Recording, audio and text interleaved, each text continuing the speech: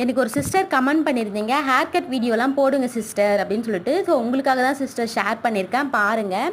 இந்த பாப்பாவை நீங்கள் போன வீடியோலேயே பார்த்துருப்பீங்க. அது after video mushroom hair cut தான் போட்டிருப்பேன். இது பார்த்தீங்கன்னா பிஃபோர் வீடியோ.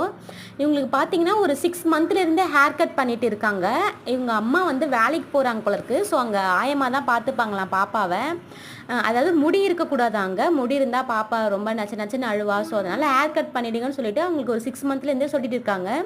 அதுலேருந்து இப்போ பார்த்தீங்கன்னா அந்த பாப்பாவுக்கு ஒரு 9 மந்த்து கிட்ட ஆகுது. ஒரு 3 முறை கிட்ட ஹேர் கட் பண்ணிட்டேன். கொஞ்சம் வளர்ந்தாலே போதும் அவங்க மம்மி கூட்டிகிட்டு வந்துடுவாங்க. அதுவும் அவங்க வரும்போது அப்பா அம்மா 2 பேருமே தான் வருவாங்க. ஸோ அவங்களால சமாளிக்கவே முடியாது.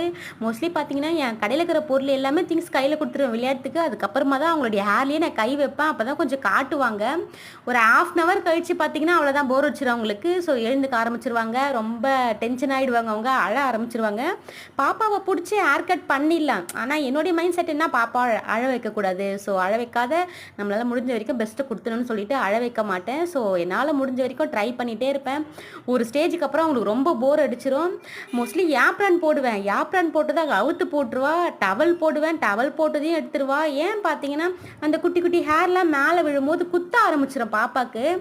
எவ்வளவோ போட்டு ட்ரை பண்ணுவோம். அவங்க மம்மி வேணாம், அவள் புடிங் போட்டுறா, நீங்கள் பண்ணுங்கள், நம்ம இங்கேயே கூட குளிக்க வச்சுக்கலாம், அப்படி இல்லையா நான் வீட்டுக்கு கூட போய் ஹேர் வாஷ் பண்ணிக்கிறேன், நீங்கள் பாருங்கள் பக்கத்துலேயே தான் வீடு.